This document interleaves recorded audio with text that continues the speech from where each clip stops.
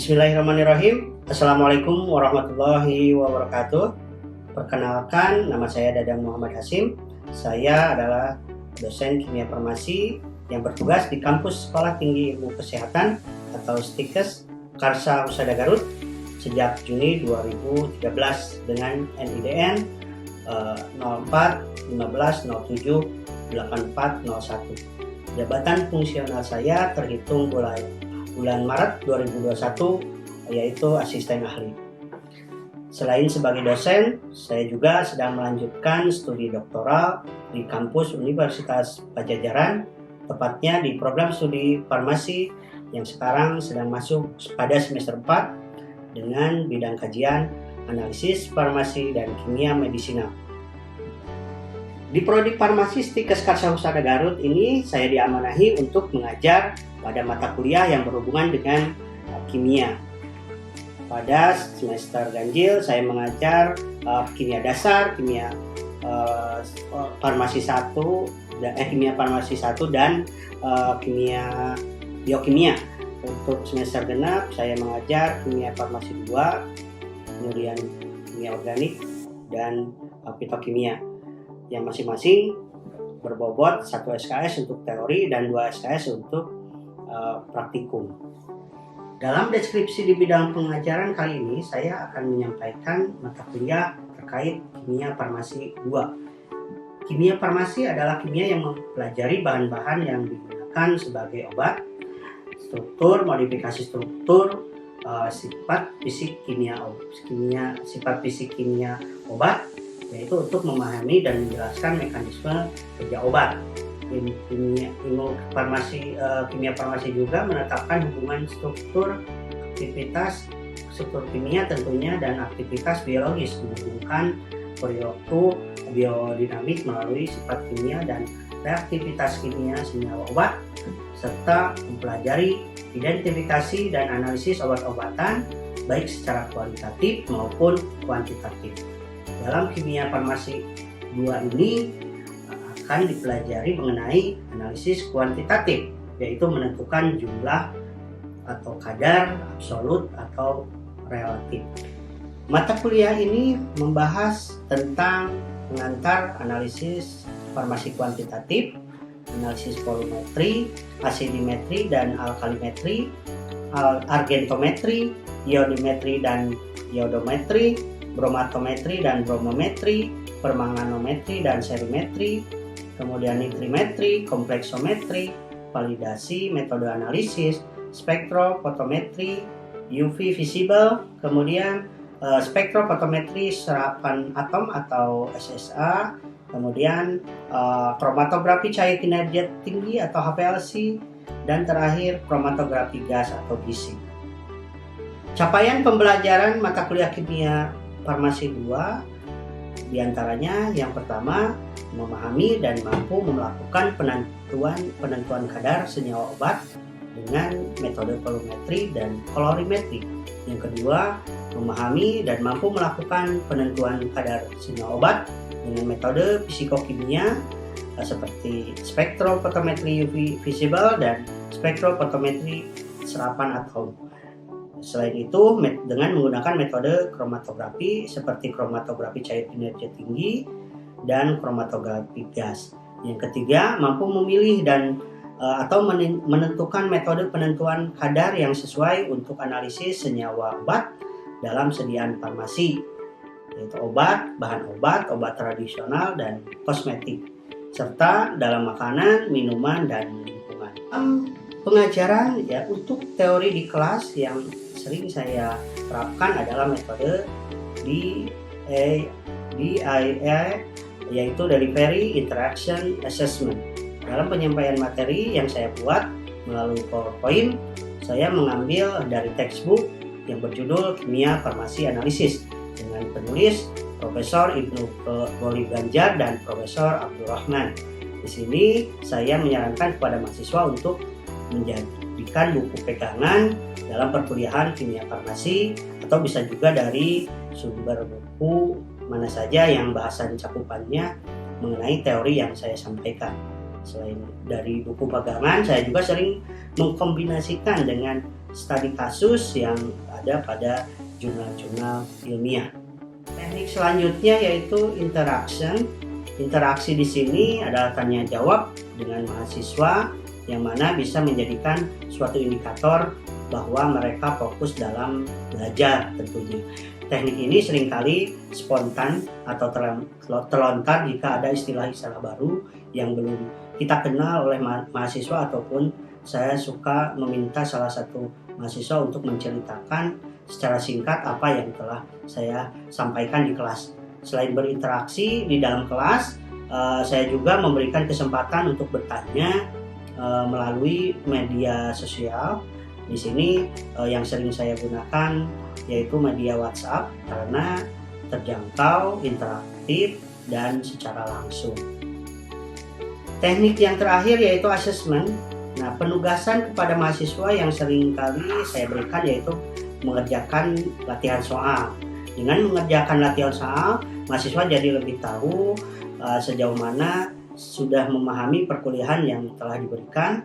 Latihan soal bisa membuat mahasiswa tahu mana materi yang sudah dikuasai dan mana yang belum dikuasai. Latihan soal juga bisa membuat mahasiswa lebih fokus belajar materi-materi yang ingin dikuasai. Selain itu juga menjadi sarana latihan bagi mahasiswa dalam mempersiapkan diri menghadapi ujian kompetensi. Semakin rutin mengerjakan latihan soal, membuat mahasiswa semakin mudah mengerjakan berbagai soal-soal ujian kompetensi. Oleh karena itu, sangatlah penting bagi mahasiswa untuk rutin mengerjakan latihan soal. Berikut saya sampaikan video pembelajaran saya melalui pembelajaran di kelas dengan mahasiswa tingkat 2, tepatnya semester 4 pada mata kuliah Kimia Farmasi 2. Terima kasih. Baik, bismillahirrahmanirrahim. Assalamualaikum warahmatullahi wabarakatuh. Waalaikumsalam warahmatullahi wabarakatuh.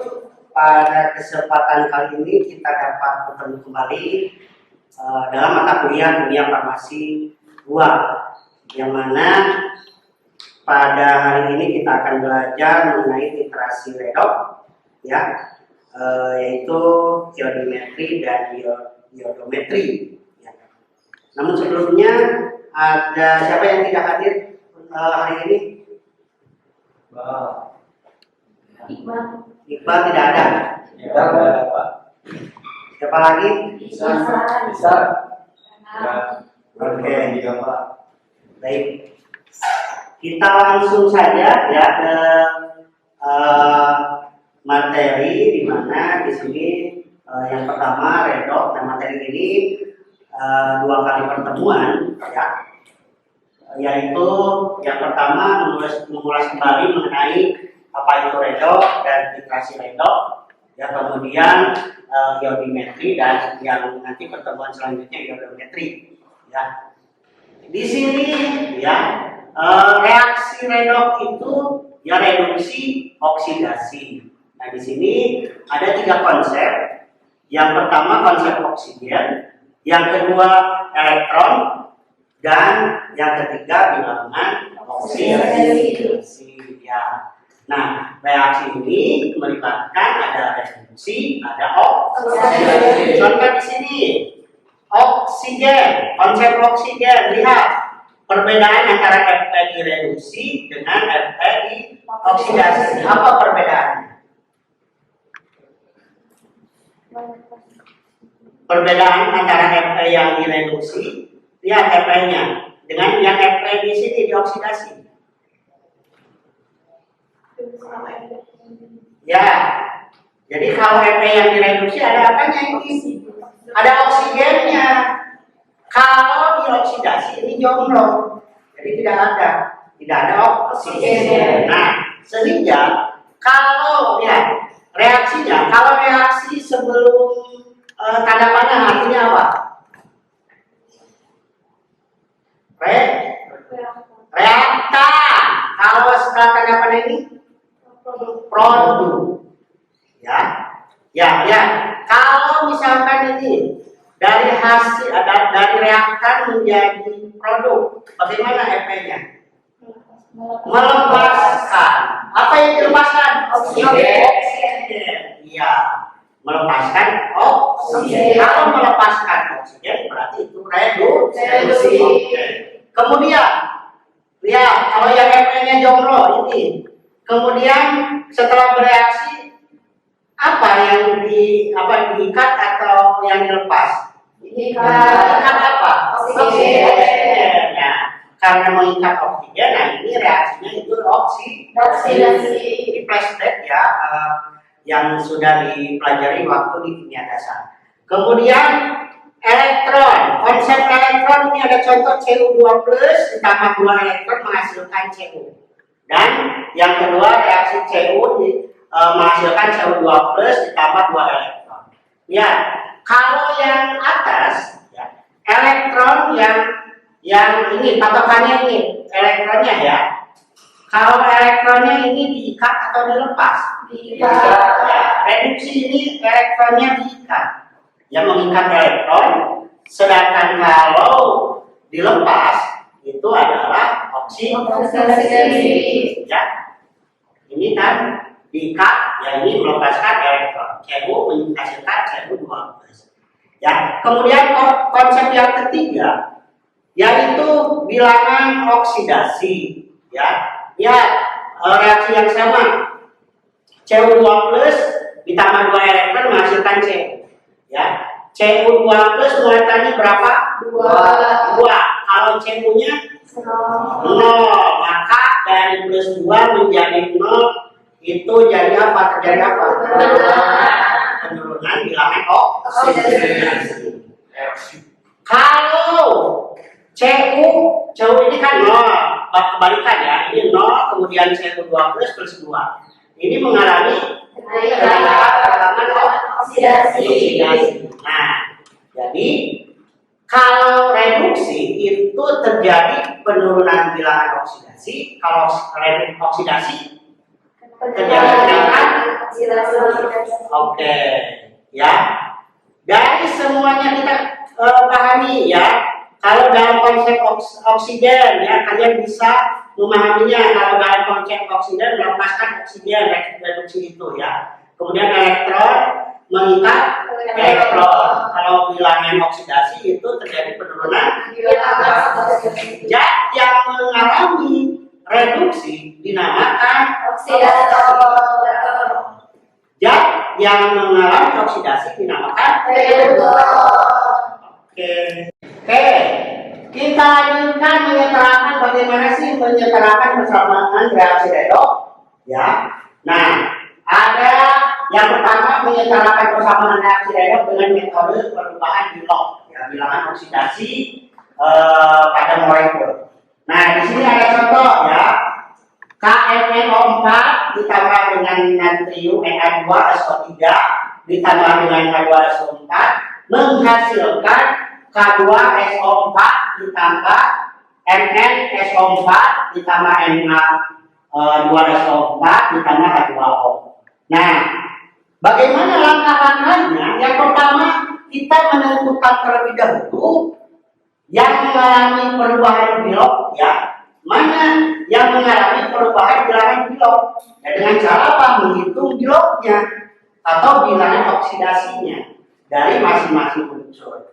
Nah, di sini coba mana yang mengalami bilangan oksidasi? Mn, terus S, Mn dan S. Oke.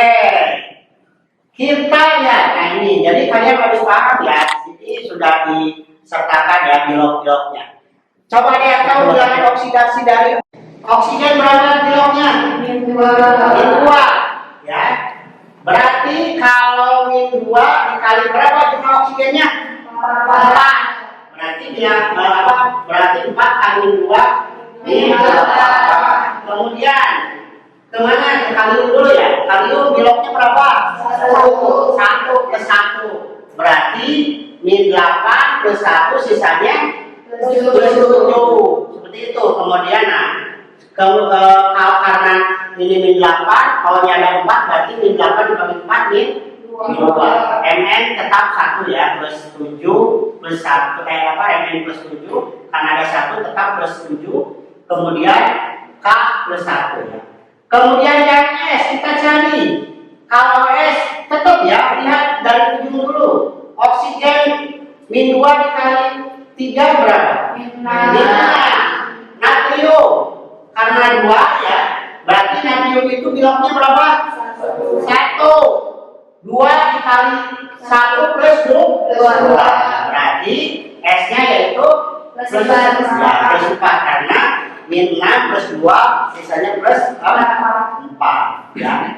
Nah kemudian yang lainnya juga sama, silakan kalian pahami. Kemudian yang kedua, setarakan jumlah unsur yang mengalami perubahan bilok jika ada yang belum setara. Apakah semuanya sudah setara? Lihat antara unsur Mn dan S tadi, antara di kiri, Mn di kiri dengan Mn di kanan. Lihat ini Mn ada berapa? 7. Bukan unsurnya 1 di kiri ya, di kanan 1 sudah setara ya. S 1 di kanan 1. Oke, sudah setara. Kemudian yang ketiga, hitung kenaikan dan penurunan biloknya ya, yang terjadi pada unsur yang mengalami perubahan bilok ya. Kemudian samakan ya dengan aturannya, jumlah elektron yang mengalami oksidasi sama dengan jumlah elektron yang mengalami reduksi. Oke, nah di sini ya, mana ya Mn, di sini Mn kan 7, kemudian Mn yang di kanan 2 ya, plus 7 menghasilkan apa di kanan menjadi plus 2. Berarti itu mengalami oksidasi atau reduksi? Reduksi. Berarti penurunan, turun berapa? 5, betul. Yang ini turun 5, reduksi. Kemudian kalau ada reduksi pasti ada oksidasi. Di sini S, kalau S ini berapa? Plus 4. Ya, jumlah elektronnya plus 4. Kemudian yang di kanan plus 6. Dari plus 4 menjadi plus 6, bagaimana bilangan oksidasinya? Naiknya berapa? 2. Oke. Yang atas naik 2, yang bawah turun. Supaya setara, maka harus dikalikan berapa? 5 dan 2. Iya, 2 yang atas dikali 5, yang bawah dikali 2. Ya, elektronnya itu sama. Yang keempat, setarakan unsur yang mengalami perubahan bilok. Ya. Nah, di sini lihat unsur yang mengalami bilok ya. Seperti ini KMNO4 itu kali 2 ya, ini kali 2. Ya, ini kali 2 kan ini ya, KMNO4 berarti kali 2 kali 5 kali yang ini kali 2 Mn ya. Kemudian Na2S yang ada S-nya itu kali 5. Kan ini dari mana Pak? Dari sini kan. Ini kali 5 kan. Yang Na dan Na-nya itu. Berarti Na ini kali 5, yang ini juga kali 5 ya. Ini kali 2, yang ini juga kali 2. Begitu ya. Kemudian setarakan unsur lain yang belum setara. Jadi kalian harus setarakan ya antara sebelum reaksi atau reakan dengan produk. Seperti itu ya. Untuk penyetaraan reaksinya. Oke. Baik. Kita masuk ke sini. Apabila redox ya, redox ini diibaratkan suatu perkawinan di mana oksidator ini kawin dengan reduktor ya. Nah, maka kekuatan cinta dari masing-masing atau dari oksidator dan reduktor ini akan mempengaruhi jenis reaksi yang terjadi. Ya, tergantung ya ini besarnya kekuatan apakah lebih besar oksidator atau reduktor. Ya, di sini besaran kekuatan cintanya itu dari oksidator maupun reduktor. Ini apa tadi dapat mempengaruhi jenis reaksi yang terjadi. Oke. Nah, kemudian besar kekuatan potensial reduksi juga. Yang potensial reduksi atau oksidasi atau disingkat dengan enol sel dari masing-masing baik oksidator maupun reduktor, ini juga dapat mempengaruhi jenis reaksi yang terjadi. Ya, nah reaksi yang terjadi ini, reaksi kalau ini interaksi tadi ya, nah dapat mempengaruhi jenis titrasinya. Apakah titrasinya langsung, apakah tidak langsung? Begitu ya, untuk mengetahui titrasinya apa langsung atau tidak langsung. Ya, oke, kita masuk ke sini. Ada dua jenis ya reaksi ya titrasi redok. Ya, yang pertama ada oksidimetri, yang kedua reduksi metri. Ada yang bisa menjelaskan apa perbedaan dari keduanya? Ada melakukan baku. Ya. Kemudian dari jenis sampel juga. Ya, kalau oksidimetri? Kalau oksidimetri mah misalnya melakukan pakai oksidator, contohnya menggunakan ion. Ya, kalau oksidimetri larutan baku atau standar yang digunakannya bersifat oksidator. Sedangkan reduksimetri larutan baku yang digunakan bersifat reduktor. Kalau ada reduktor atau oksidator ya, pasti harus ada reduktor. Makanya ini atau larutan intinya ini harus bersifat reduktor. Sedangkan reduksi kalau reduksimetri ini larutan bakunya reduktor, maka larutan intinya harus bersifat oksidator. Ya, bisa membedakan. Nah, sekarang kita ke ionimetri dan iodometri. Ya, titrasi dan redok ya karena ionimetri, iodometri berarti berhubungannya dengan ion atau I. Ya, ion atau I. Nah, kalau I-nya 2 atau I2 itu namanya ionium atau iodin. Bagaimana kalau I-min? Nah, kalau ini iodida. Jadi kalian harus paham ya membedakan antara kalau misalkan netral ya ini I saja, kalau I2 I-min. Nah, ini iodida. Gitu ya, karena ini titrasi ionimetri iodometri berarti ada hubungannya dengan ion atau iodium atau iodin atau iodida. Begitu. Kita lihat di sini ada potensial reduksi standar ya. Beberapa unsur ya. Nah, di sini bisa dilihat mana yang ada hubungannya dengan iodimetri dan iodometri. Itu yang plus 0,4. Yang mana? Oke, renolnya 54 betul ya. Nah, ini yang berhubungan dengan iodimetri dan iodometri. Berapa enol selnya? 0,54. Ya, 0,54 reaksinya I2 ditambah dengan 2 elektron menghasilkan 2 I. Ya. Nah, dilihat. Kalau misalkan bagaimana kalau reaksinya itu kan kalau menangkap atau mengikat elektron ini oksidator atau reduktor? Oksidator. Ya, I2 ditambah 2 elektron menghasilkan 2 I. Sehingga enol reduksinya plus tadi sesuai ya, plus 0,54 volt. Ya, otomatis kalau misalkan I-nya itu bersifatnya oksidator, maka hasil reaksinya ini I-nya ini bersifat reduktor. Ya.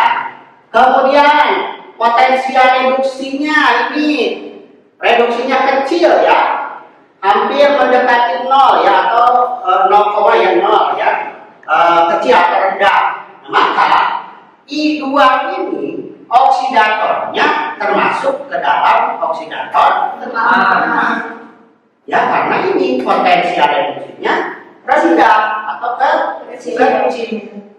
Ya, reaksi kebalikan ini tinggal dibalik, 2 ini menghasilkan I2 ditambah 2 elektron. Ya, jadi ini kalau ini reaksi reduksi, kalau oksidasinya tinggal dibalikan. Begitu ya. Nah, ini reduktor berarti hasilnya itu bersifatnya oksidator. Apalagi ini lihat potensial oksidasinya sangat lemah, ya lebih negatif ya. Ya oksidasinya rendah atau kecil. Nah, maka reduktor 2I-nya ini bersifat reduktornya bagaimana? Lemah, ya, karena memiliki enolnya itu kecil atau rendah. Ya, kita simpulkan bahwa I di sini, ya, I2 ditambah 2 elektron menghasilkan 2 imin, itu enolnya plus 0,54. Ya, kita sebutkan bahwa I2-nya itu oksidatornya lemah, sedangkan imin itu reduktor lemah. Oke, kita masuk ke materi iodimetri. Nah, iodimetri ini termasuk ke dalam titrasi langsung, ya, atau disebut juga oksimetri. Ya. Nah, karena iodimetri ini titrasi langsung, berarti larutan bakunya apa? Iodium atau I2 ditambah dengan reduktor, ya, kemudian menghasilkan 2 imin ditambah dengan oksidator. Reduktornya ini adalah sampel, ya, sampelnya, ya, sampelnya yang bagaimana? Nah, sampelnya itu zat reduktor kuat atau mempunyai potensial reduksinya itu lebih rendah dari plus 0,5. Ya, ini contohnya ini vitamin C, enol reduksinya plus 0,116. Kemudian untuk enol tiosulfat, arsenit, silakan cari sendiri googling. Ya, cari sendiri sulfit berapa, arsenit, ya. Pokoknya ini syaratnya itu lebih rendah, ya, potensial reduksinya itu lebih rendah dari plus 0,54. Begitu ya. Jadi larutan bakunya itu adalah I2 atau iodium. Nah, bagaimana reaksinya? Nah, reaksinya itu dalam suasana netral atau sedikit asam atau sedikit basah.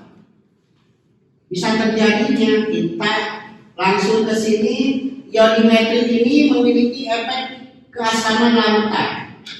Ya, kita lihat kalau pH-nya rendah, maka apa yang akan terjadi? Jumlah ion H+-nya banyak. Kalau jumlah ion H+-nya banyak, maka akan terjadi apa? Iya, akan mengalami pergeseran konsentrasi larutan bakunya. Ya, akan naik bakunya kan juga akan terjadi, ya, pergeseran. Kalau ini netral, ya. Kemudian bagaimana kalau pH-nya tinggi? Oke, ini akan lebih bagus. Ya, tetap ya, ini akan terjadi pergeseran. Ya, ini iodium iomin, ya, dan iominnya. Nah, ini juga terjadi pergeseran konsentrasi larutan baku. Maka iodimetri ini dapat terjadi dalam suasana apa? Yang pertama dalam suasana netral. Yang kedua bisa juga dalam sedikit asam. Jadi sedikit asamnya. Ya. Nah, dengan apa? Suasana netral ini reduktor kuat, ya. Dengan reduktor kuat, ya, ini dengan reduktor lemah. Ya. Kemudian, nah ini titrasi cara pembuatan larutan baku, ya. Kalian bisa lihat ini cara pembuatan larutan bakunya dan sebagian ada di modul praktikum juga, ya. Nah, membuat iodium, ya. Nah, di sini ada dua pertanyaan. Mengapa dalam pembuatan larutan iodium perlu ditambahkan kalium iodida? Dan pertanyaan yang kedua, mengapa larutan baku iodium harus disimpan dalam wadah gelap tertutup. Ada yang bisa menjawab? Silakan. Karena larutan dari iodium itu rendah Bapak, jadi sehingga perlu ditambahkan kalium iodida untuk melarutkan iodium dalam aqueous. Selain itu juga kalau nomor 2, kenapa iodium harus disimpan dalam wadah gelap tertutup? Karena iodium itu mudah teroksidasi. Jadi sehingga pada saat titrasi sebaiknya menggunakan buret yang berwarna gelap. Begitu. Oke. Untuk lebih memahaminya kita langsung ke slide berikutnya. Nah, betul ya. Mengapa dalam pembuatan larutan iodium perlu ditambahkan larutan iodida? Ya betul. Karena iodium itu kelarutannya rendah dalam air, maka harus dibuat dengan menambahkan ya kalium tidak ya berlebih ya, sehingga reaksinya ini I2 ditambah I- menghasilkan I3 I-nya itu dari dari kalium iodida. Nah, kelebihan ion iodida ini dapat menggeser reaksi ke arah kanan ya, ke arah kanan ke sini, sehingga akibatnya dalam larutan iodium ini berada dalam bentuk atau I3. Kemudian untuk pertanyaan yang kedua ini ya karena tadi betul mudah teroksidasi ya dengan adanya cahaya dan oksigen dari udara, makanya harus menggunakan wadah gelap dan tertutup ya. Nah, dari udara bebas membentuk ion ionat ya, I2 ditambah O2 3O2 menghasilkan iodat ya, 2IO3 membentuk seperti ini. Oke, ini indikator dalam titrasi iodimetri. Indikator yang sering digunakan yaitu kanji atau amilum ya, karena dengan adanya ion ini akan memberikan kompleks berwarna biru yang kuat ya, larutan amilum atau kanji ini. Nah ini kapan sih ditambahkan indikatornya? Nah, penambahannya itu sebelum titrasi ya. Nah ini kepekaran warna kanjinya ini akan berkurang dengan kenaikan suhu larutan dan adanya berlarut organik ya. Nanti kan amilum atau ini indikator ditambah I2 menghasilkan nanti kompleks iodat biru yang warnanya biru. Nah, bagaimanakah titik akhir dari titrasi iodimetri ini? Nah, lihat, ini berdasarkan warnanya ya. Lihat, kalau nyaris endpoint atau titik akhir ya, ini warnanya apa? Ungu ya. Nah, kalau titik akhir atau endpoint warnanya apa? Biru. Warna biru ya, birunya ya tergantung dari konsentrasinya ya, asalkan biru ini. Nah, tidak seperti ini. Kalau warnanya itu lebih pekat ya, atau ke hijau, ini lewat endpoint. Ya, berarti yang benar mana ya? Ini endpoint warnanya biru ya. Ini kalau misalkan sudah berwarna biru seperti ini, berarti itu tandanya titrasi berakhir ya, atau titik akhir dari titrasi iodimetri ya. Nah, di sini ada soal ya. Contoh soal yang pertama, ada yang bisa menjawab ya, dari vitamin C yang timbang berapa normalitas iodium yang, silakan, ada yang bisa menjawab? Silakan, Simpa, berapa Simpa hasilnya? 0,5. Oke, kita lihat ya, betul ya. Nah ini molaritasnya ya, kita cari molaritas gram per ml kali 1000 per kolom ya, hasilnya 1 molar, molaritas dulu ya. Kemudian normalitas itu valensi dikali molaritas ya, valensinya itu 1 kali 1 berarti 1 ya. Nah ini normalitas vitamin C ya. Kemudian pengenceran ya, 10 kali 1 sama dengan 20 dikali N2 ya, sehingga didapatkan 0,5 ini iodiumnya ya. Mungkin nanti untuk pelatihan soalnya masukkan ke grup ya, WA grup ya, WA grup mata kuliah kimia farmasi kedua, nanti dikerjakan, nanti dikumpulkan minggu depan. Untuk soalnya, ada yang mau ditanyakan terlebih dahulu mengenai apa yang sudah disampaikan? Kalau tidak ada, kita akhiri dengan alhamdulillahirobbilalamin. Wassalamualaikum warahmatullahi wabarakatuh. Waalaikumsalam warahmatullahi wabarakatuh. Demikian deskripsi diri dari saya terkait bidang pengajaran. Kurang lebihnya mohon maaf. Wassalamualaikum warahmatullahi wabarakatuh.